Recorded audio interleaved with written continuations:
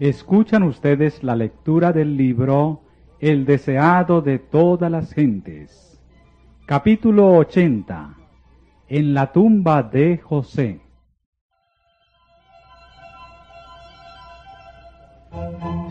Por fin Jesús descansaba. El largo día de oprobio y tortura había terminado. Al llegar el sábado con los últimos rayos del sol poniente, el Hijo de Dios yacía en quietud en la tumba de José. Terminada su obra, con las manos cruzadas en paz, descansó durante las horas sagradas del sábado.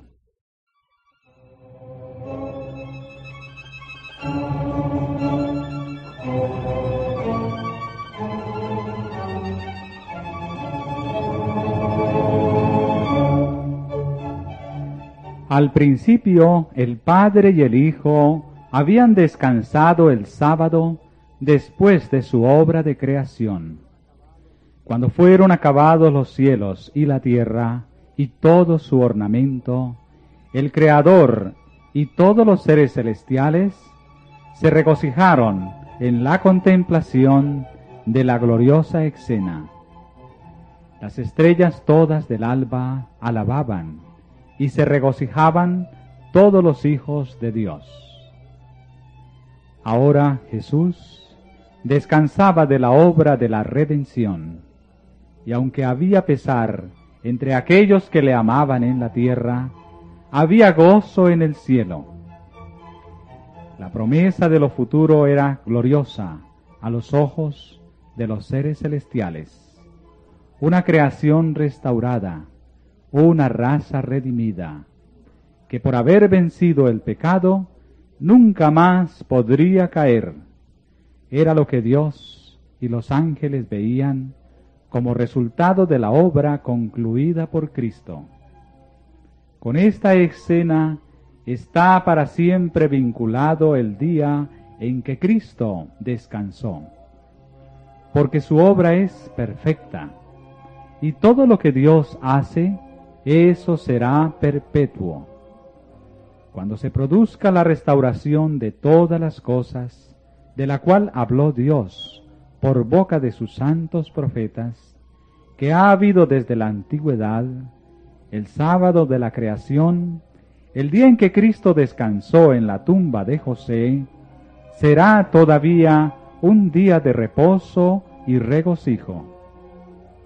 El cielo y la tierra se unirán en alabanza, mientras que de sábado en sábado las naciones de los salvos adorarán con gozo a Dios y al Cordero.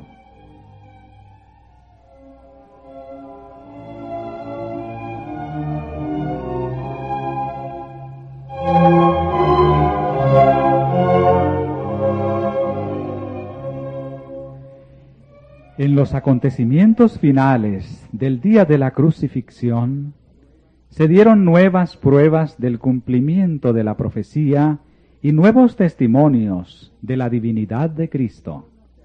Cuando las tinieblas se alzaron de la cruz y el Salvador hubo exhalado su clamor moribundo, inmediatamente se oyó otra voz que decía: verdaderamente, Hijo de Dios era éste.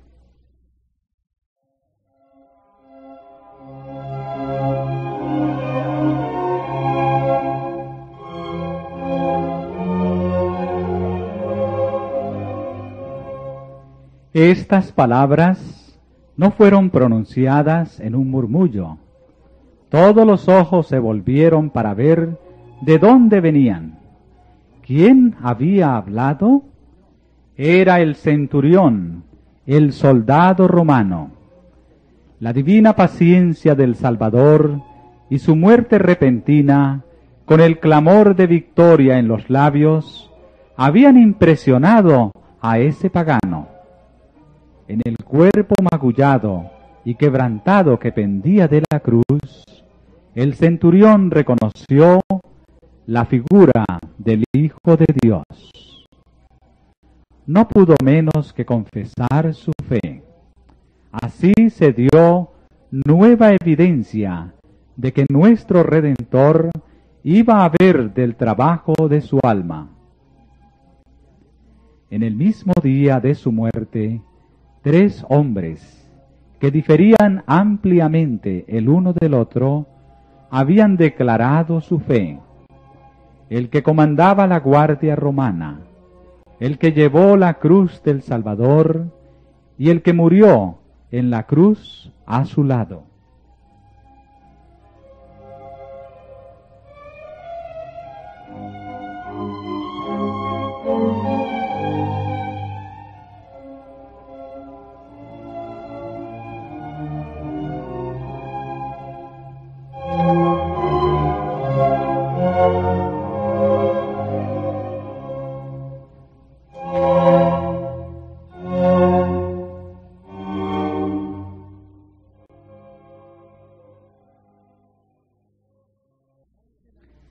Al acercarse la noche, una quietud sorprendente se asentó sobre el Calvario. La muchedumbre se dispersó y muchos volvieron a Jerusalén, muy cambiados en espíritu de lo que habían sido por la mañana. Muchos habían acudido a la crucifixión por curiosidad y no por odio hacia Cristo. Sin embargo, creían las acusaciones de los sacerdotes y consideraban a Jesús como malhechor. Bajo una excitación sobrenatural, se habían unido con la muchedumbre en sus burlas contra él.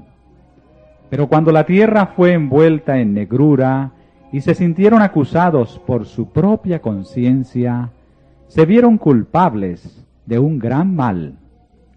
Ninguna broma ni risa burlona se oyó en medio de aquella temible lobreguez. Cuando se alzó, regresaron a sus casas en solemne silencio. Estaban convencidos de que las acusaciones de los sacerdotes eran falsas, que Jesús no era un impostor. Y algunas semanas más tarde, cuando Pedro predicó en el día de Pentecostés, se encontraban entre los miles que se convirtieron a Cristo.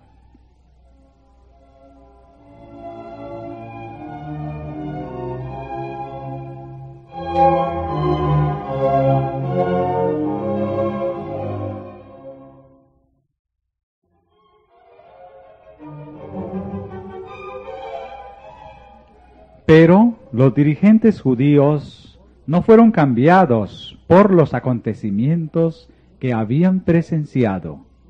Su odio hacia Jesús no disminuyó. Las tinieblas que habían descendido sobre la tierra en ocasión de la crucifixión no eran más densas que las que rodeaban todavía el espíritu de los sacerdotes y príncipes. En ocasión de su nacimiento, la estrella había conocido a Cristo y había guiado a los magos hasta el pesebre donde yacía. Las huestes celestiales le habían conocido y habían cantado su alabanza sobre las llanuras de Belén. El mar había conocido su voz y acatado su orden. La enfermedad y la muerte habían reconocido su autoridad y le habían cedido su presa. El sol le había conocido, y a la vista de su angustia de moribundo había ocultado su rostro de luz.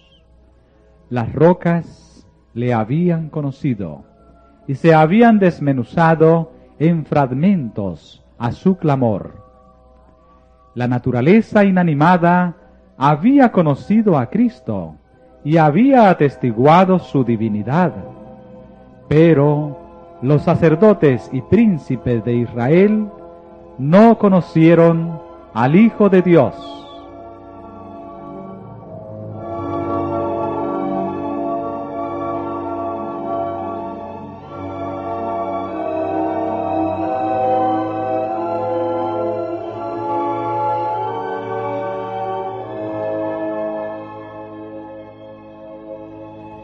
Sin embargo, no descansaban. Habían llevado a cabo su propósito de dar muerte a Cristo, pero no tenían el sentimiento de victoria que habían esperado.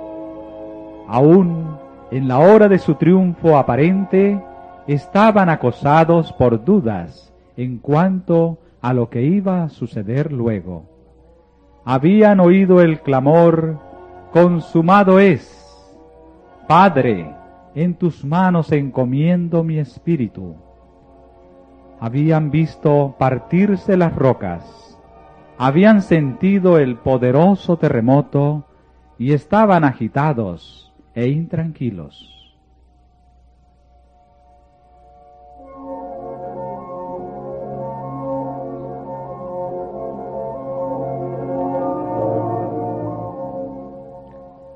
Habían tenido celos de la influencia de Cristo sobre el pueblo cuando vivía. Tenían celos de Él aún en la muerte.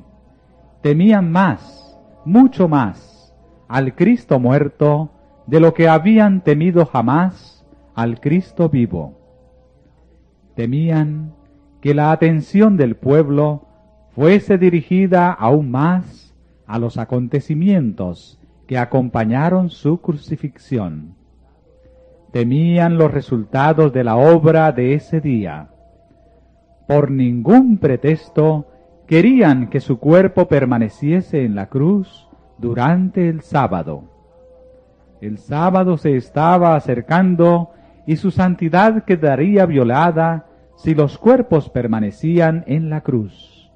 Así que, usando esto como pretexto, los dirigentes judíos pidieron a Pilato que hiciese apresurar la muerte de las víctimas y quitar sus cuerpos antes de la puesta del sol.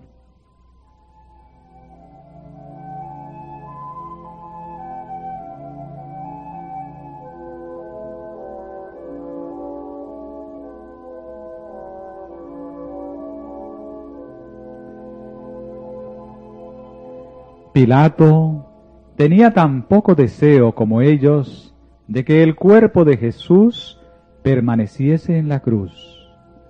Habiendo obtenido su consentimiento, hicieron romper las piernas de los dos ladrones para apresurar su muerte. Pero se descubrió que Jesús ya había muerto. Los rudos soldados habían sido enternecidos por lo que habían oído y visto de Cristo, y esto les impidió quebrarle los miembros. Así, en la ofrenda del Cordero de Dios, se cumplió la ley de la Pascua. No dejarán de él para la mañana, ni quebrarán hueso en él. Conforme a todos los ritos de la Pascua, la harán.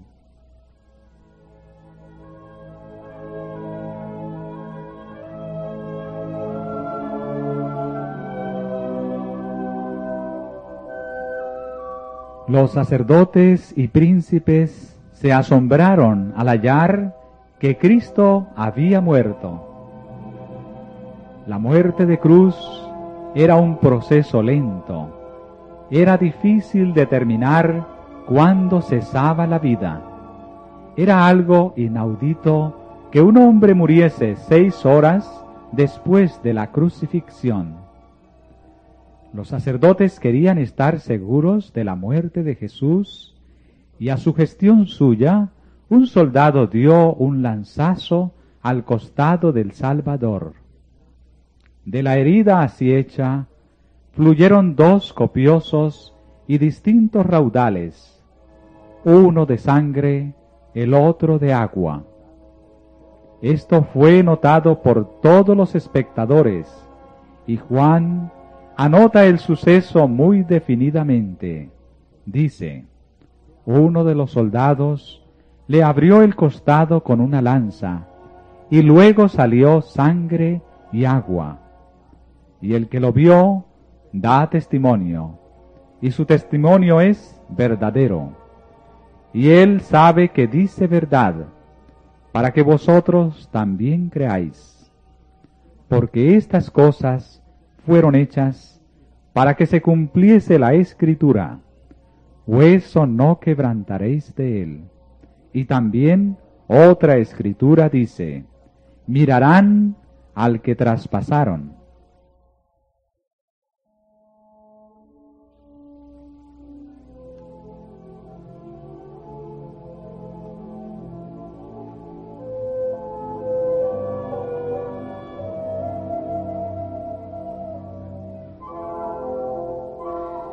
Después de la resurrección, los sacerdotes y príncipes hicieron circular el rumor de que Cristo no murió en la cruz, que simplemente se había desmayado y que más tarde revivió.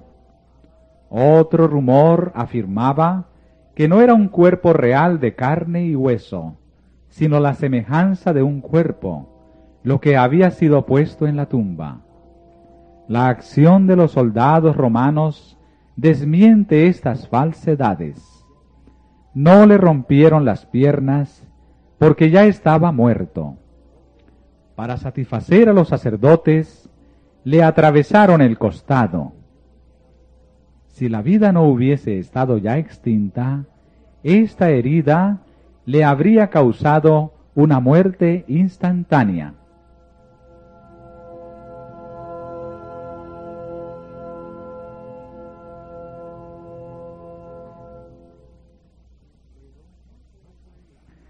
Pero no fue el lanzazo, no fue el padecimiento de la cruz lo que causó la muerte de Jesús.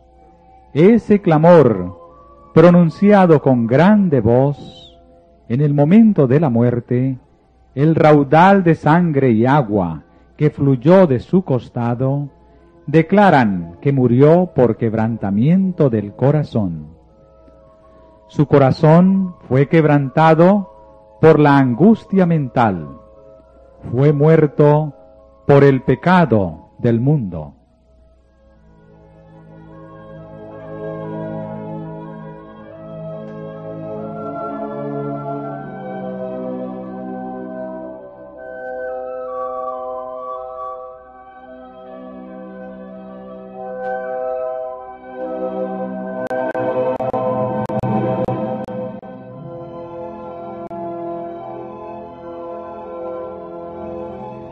Con la muerte de Cristo perecieron las esperanzas de sus discípulos. Miraban sus párpados cerrados y su cabeza caída, su cabello apelmazado con sangre, sus manos y pies horadados, y su angustia era indescriptible. Hasta el final no habían creído que muriese. Apenas sí podían creer que estaba realmente muerto. Abrumados por el pesar, no recordaban sus palabras que habían predicho esa misma escena. Nada de lo que él había dicho los consolaba ahora. Veían solamente la cruz y su víctima ensangrentada. El futuro parecía sombrío y desesperado. Su fe en Jesús se había desvanecido, pero nunca habían amado tanto a su Salvador como ahora. Nunca antes habían sentido tanto su valor y la necesidad de su presencia.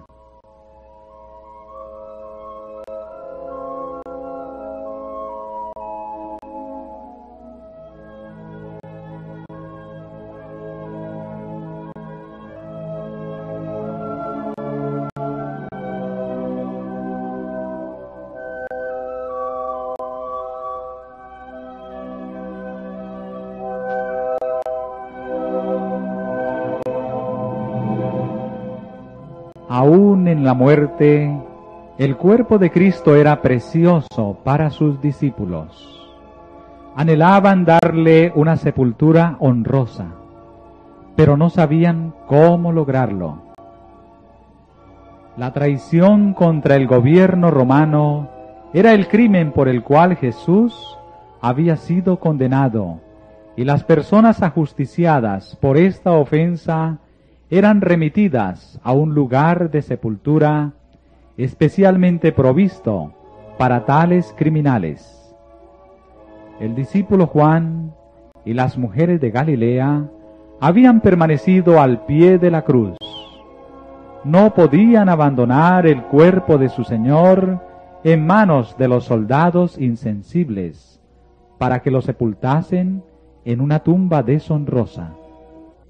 Sin embargo, eran impotentes para impedirlo. No podían obtener favores de las autoridades judías y no tenían influencia ante Pilato.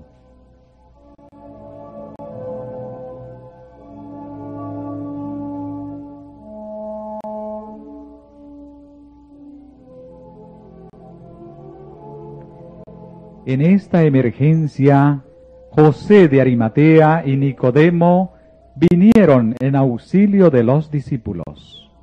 Ambos hombres eran miembros del Sanedrín y conocían a Pilato. Ambos eran hombres de recursos e influencia. Estaban resueltos a que el cuerpo de Jesús recibiese sepultura honrosa.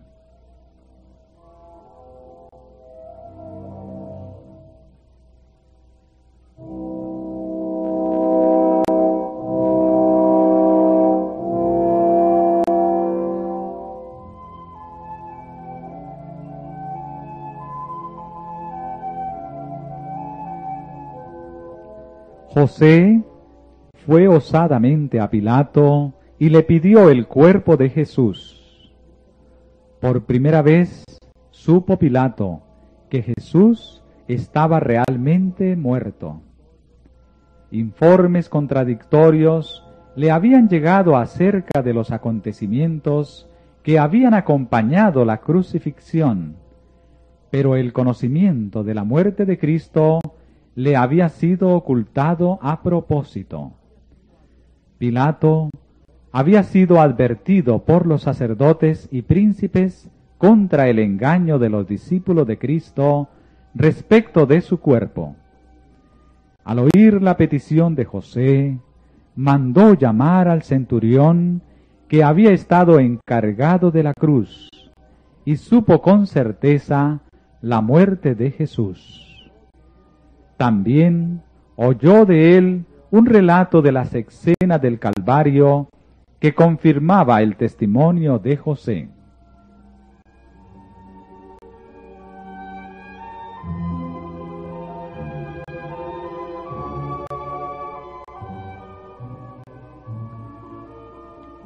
Fue concedido a José lo que pedía.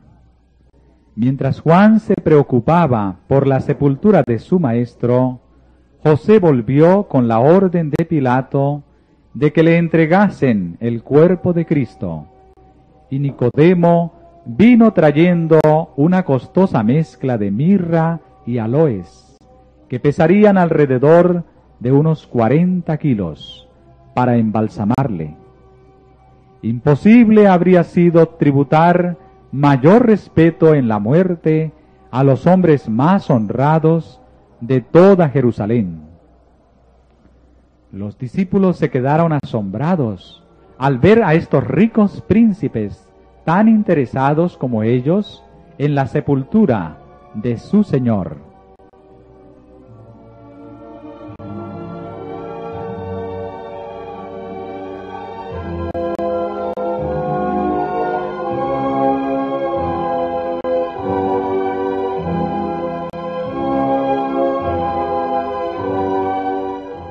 Ni José ni Nicodemo habían aceptado abiertamente al Salvador mientras vivía.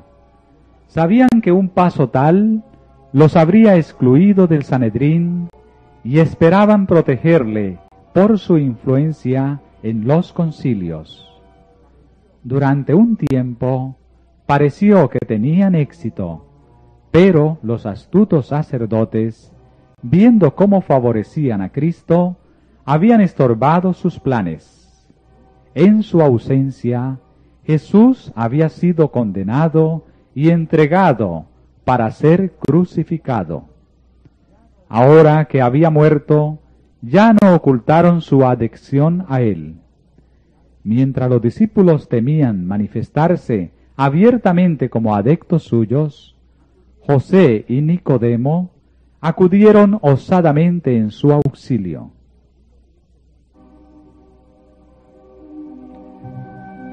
La ayuda de estos hombres ricos y honrados era muy necesaria en ese momento. Podían hacer por su maestro muerto lo que era imposible para los pobres discípulos. Su riqueza e influencia los protegían mucho contra la malicia de los sacerdotes y príncipes.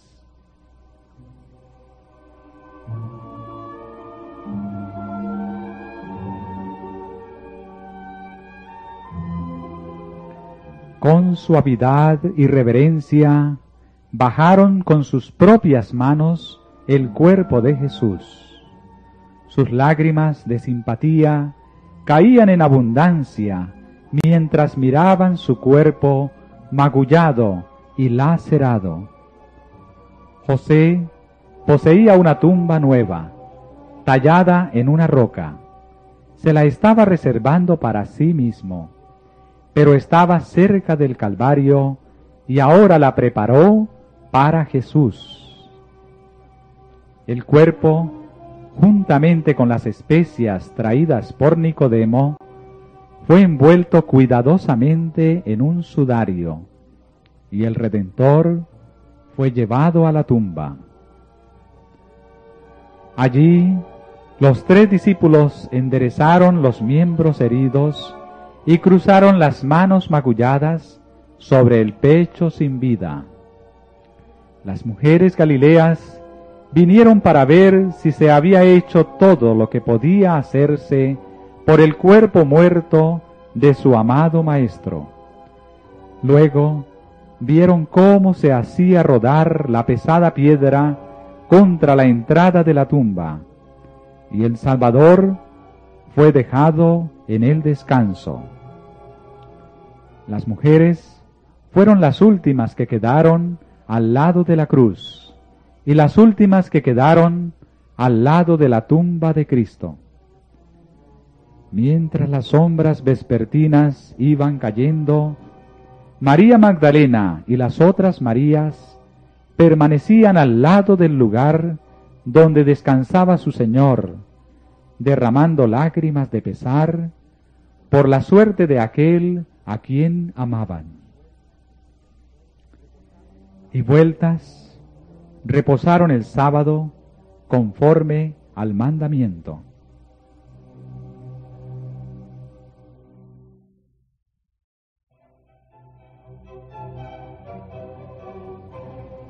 Para los entristecidos discípulos, ese fue un sábado que nunca olvidarían. Y también lo fue para los sacerdotes, los príncipes, los escribas y el pueblo. A la puesta del sol, en la tarde del día de preparación, sonaban las trompetas para indicar que el sábado había empezado. La Pascua fue observada como lo había sido durante siglos, mientras que aquel a quien señalaba, ultimado por manos perversas, yacía en la tumba de José. El sábado, los atrios del templo estuvieron llenos de adoradores. El sumo sacerdote, que había estado en el Gólgota, estaba allí, magníficamente ataviado en sus vestiduras sacerdotales. Sacerdotes de turbante blanco, llenos de actividad, cumplían sus deberes. Pero algunos de los presentes no estaban tranquilos mientras se ofrecía por el pecado la sangre de becerros y machos cabríos. No tenían conciencia de que las figuras hubiesen encontrado la realidad que prefiguraban, de que un sacrificio infinito había sido hecho por los pecados del mundo.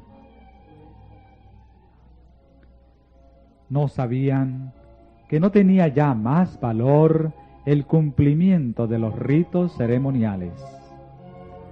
Pero nunca antes había sido presenciado este ceremonial con sentimientos tan contradictorios. Las trompetas y los instrumentos de música y las voces de los cantores resonaban tan fuerte y claramente como de costumbre. Pero un sentimiento de extrañeza lo compenetraba todo. Uno tras otro preguntaba acerca del extraño suceso que había acontecido. Hasta entonces, el lugar santísimo había sido guardado en forma sagrada de todo intruso, pero ahora estaba abierto a todos los ojos. El pesado velo de tapicería, hecho de lino puro y hermosamente adornado de oro, escarlata y púrpura, estaba rasgado de arriba abajo. El lugar donde Jehová se encontraba con el sumo sacerdote para comunicar su gloria, el lugar que había sido la cámara de audiencia sagrada de Dios, estaba abierto a todo ojo. Ya no era reconocido por el Señor. Con lóbregos presentimientos, los sacerdotes ministraban ante el altar. La exposición del misterio sagrado del lugar santísimo les hacía temer que sobreviniera alguna calamidad.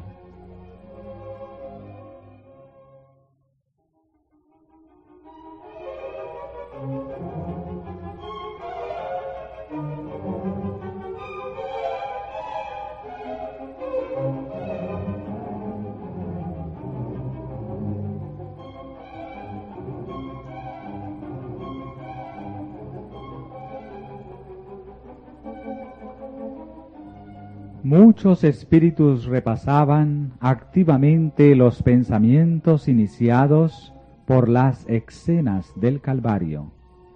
De la crucifixión hasta la resurrección, muchos ojos insomnes escudriñaron constantemente las profecías, algunos para aprender el pleno significado de la fiesta que estaban celebrando, otros para hallar evidencia de que Jesús no era lo que aseveraba ser, y otros, con corazón entristecido, buscando pruebas de que era el verdadero Mesías.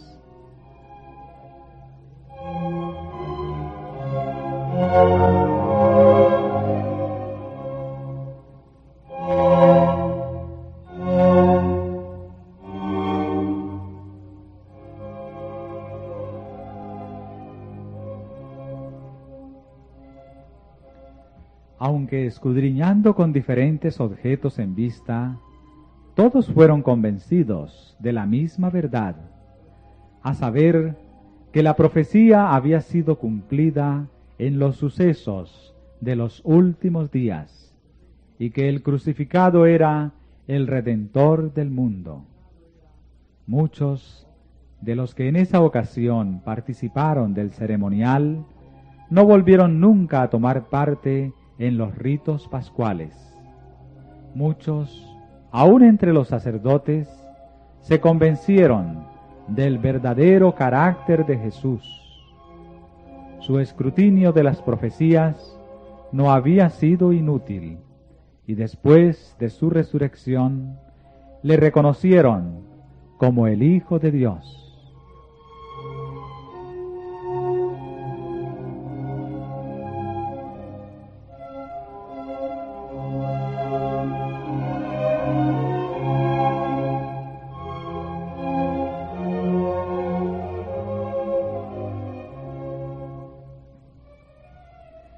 Cuando Nicodemo vio a Jesús alzado en la cruz, recordó las palabras que le dijera de noche en el monte de las Olivas. Como Moisés levantó la serpiente en el desierto, así es necesario que el Hijo del Hombre sea levantado, para que todo aquel que en él creyere no se pierda, sino que tenga vida eterna. En aquel sábado, mientras Cristo yacía en la tumba, Nicodemo tuvo oportunidad de reflexionar. Una luz más clara iluminaba ahora su mente, y las palabras que Jesús le había dicho no eran ya misteriosas. Comprendía que había perdido mucho por no relacionarse con el Salvador durante su vida. Ahora recordaba los acontecimientos del Calvario, la oración de Cristo por sus homicidas y su respuesta a la petición del ladrón moribundo hablaban al corazón del sabio consejero.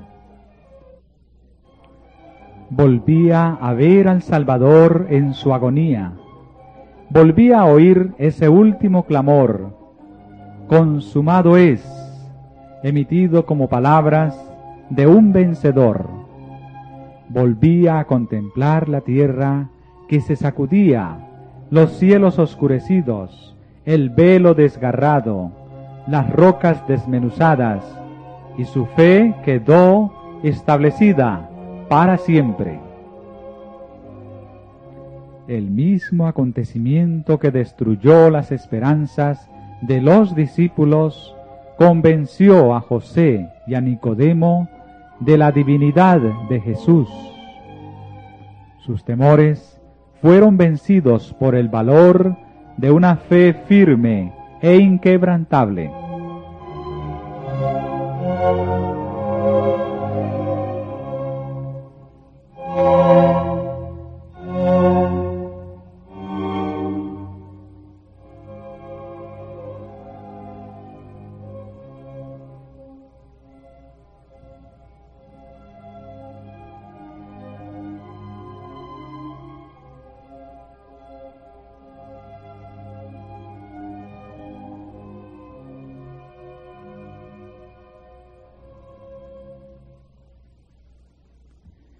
Nunca había atraído Cristo la atención de la multitud como ahora que estaba en la tumba.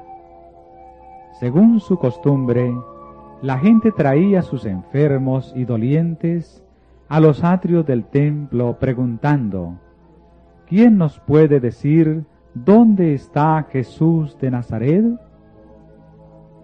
Muchos habían venido de lejos para hallar a aquel que había sanado a los enfermos y resucitado a los muertos. Por todos lados se oía el clamor: «¡Queremos a Cristo el sanador!». En esta ocasión, los sacerdotes examinaron a aquellos que se creía daban indicio de lepra. Muchos tuvieron que oírlos declarar leprosos a sus esposos, esposas o hijos, y condenarlos a apartarse del refugio de sus hogares y del cuidado de sus deudos, para advertir a los extraños con el lúgubre clamor: «¡Inmundo! ¡Inmundo!». Las manos amistosas de Jesús de Nazaret, que nunca negaron el toque sanador al asqueroso leproso, estaban cruzadas sobre su pecho. Los labios que habían contestado sus peticiones con las consoladoras palabras: «Quiero, sé limpio», estaban callados. Muchos apelaban a los sumos sacerdotes y príncipes en busca de simpatía y alivio, pero en vano. Aparentemente estaban resueltos a tener de nuevo en su medio al Cristo vivo. Con perseverante fervor preguntaban por él. No querían que se les despachase, pero fueron ahuyentados de los atrios del templo, y se colocaron soldados a las puertas para impedir la entrada a la multitud que venía con sus enfermos y moribundos demandando entrada.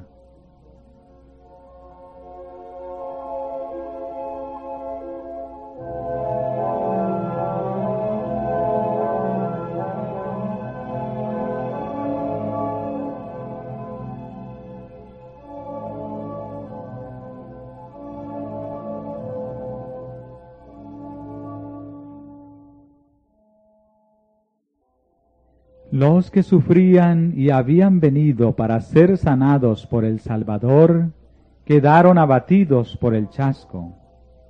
Las calles estaban llenas de lamentos. Los enfermos morían por falta del toque sanador de Jesús. Se consultaba en vano a los médicos. No había habilidad como la de aquel que yacía en la tumba de José.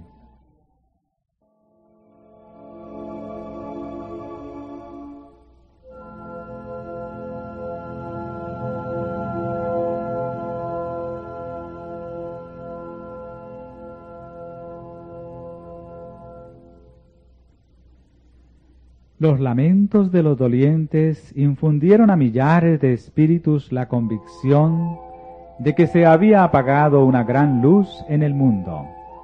Sin Cristo, la tierra era tinieblas y oscuridad. Muchos cuyas voces habían reforzado el clamor de «Crucifícale, crucifícale», comprendían ahora la calamidad que había caído sobre ellos. Y con tanta avidez habrían clamado, «Dagnos a Jesús», si hubiese estado vivo.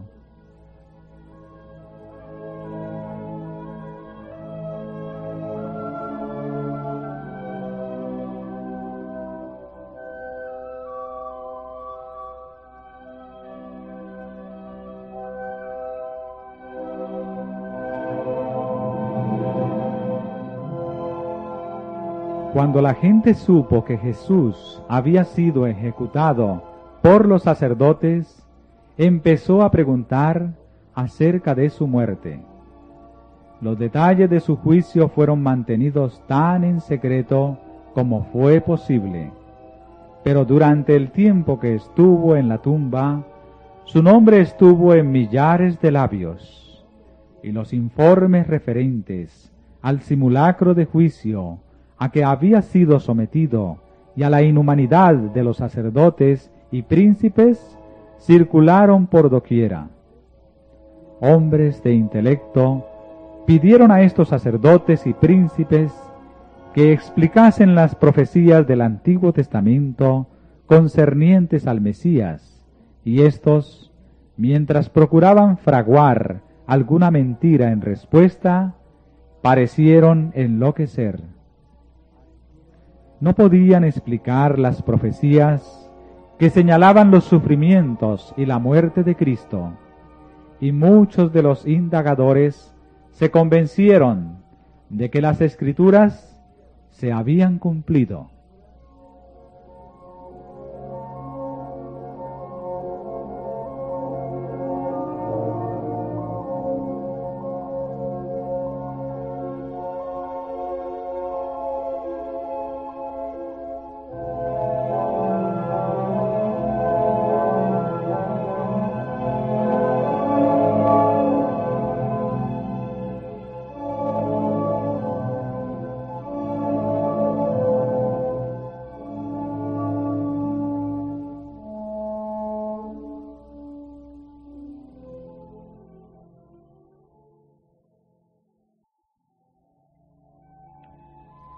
La venganza que los sacerdotes habían pensado sería tan dulce era ya amargura para ellos.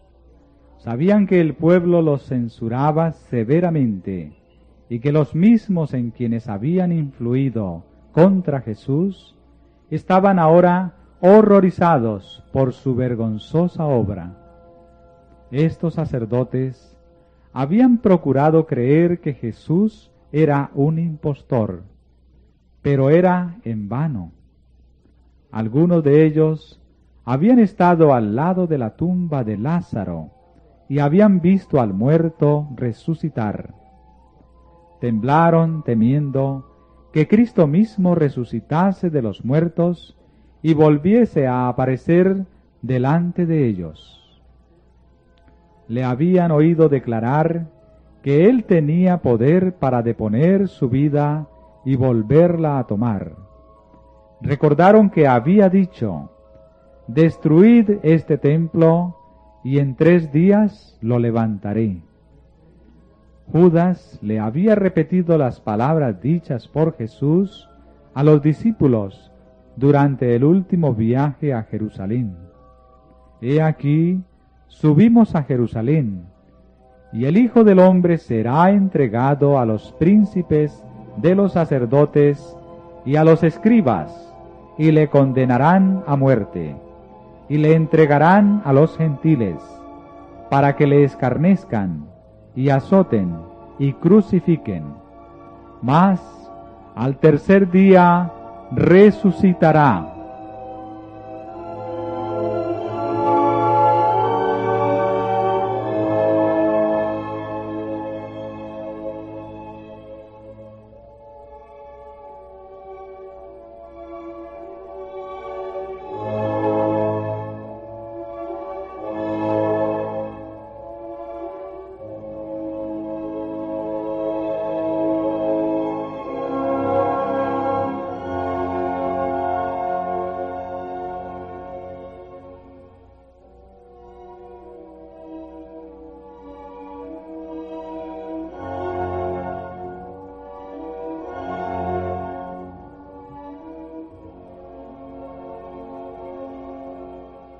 Cuando oyeron estas palabras, se burlaron de ellas y las ridiculizaron. Pero ahora recordaban que hasta aquí las predicciones de Cristo se habían cumplido. Había dicho que resucitaría al tercer día, ¿y quién podía decir si esto también no acontecería? Anhelaban apartar estos pensamientos, pero no podían. Como su padre, el diablo, creían y temblaban.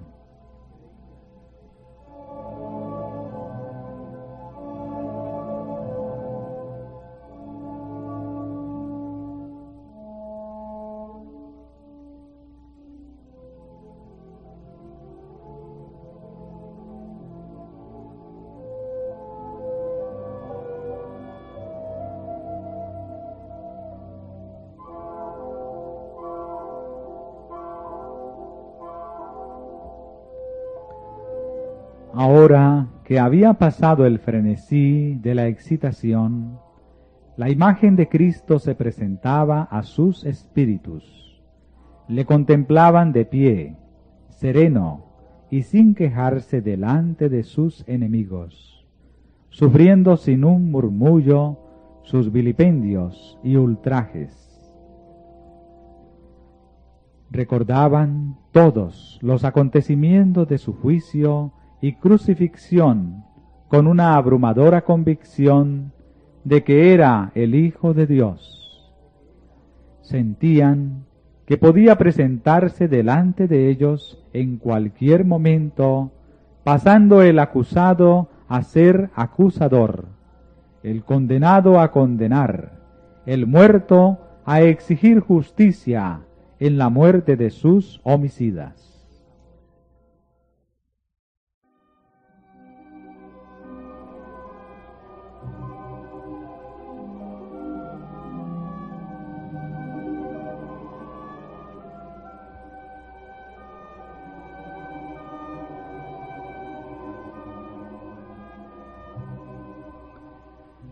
Poco pudieron descansar el sábado. Aunque no querían cruzar el umbral de un gentil por temor a la contaminación, celebraron un concilio acerca del cuerpo de Cristo. La muerte y el sepulcro debían retener a aquel a quien habían crucificado. Se juntaron los príncipes de los sacerdotes y los fariseos a Pilato, diciendo: Señor, nos acordamos que aquel engañador dijo, viviendo aún: después de 3 días resucitaré. Manda, pues, que se asegure el sepulcro hasta el tercer día, porque no vengan sus discípulos de noche, y le hurten y digan al pueblo: resucitó de los muertos, y será el postrer error peor que el primero. Y Pilato les dijo: Tenéis una guardia, id, aseguradlo como sabéis.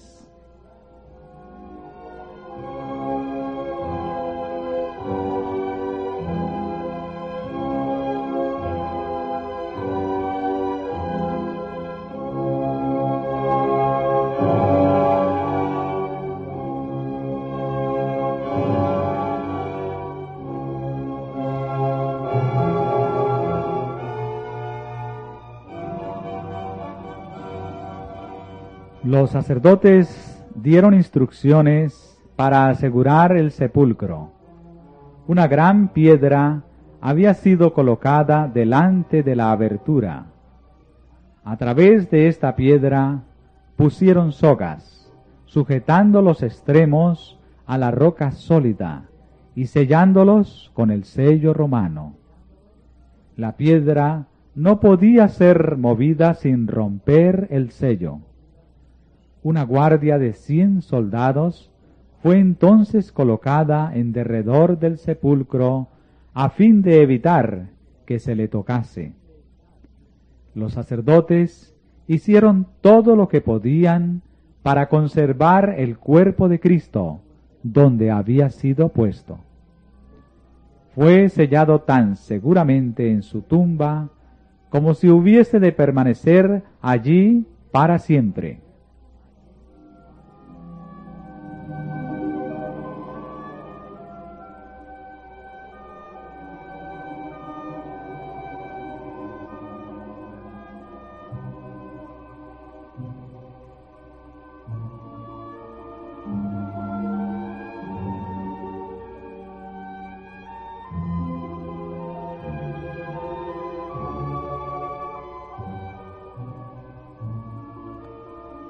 Así realizaron los débiles hombres sus consejos y sus planes. Poco comprendían estos homicidas la inutilidad de sus esfuerzos.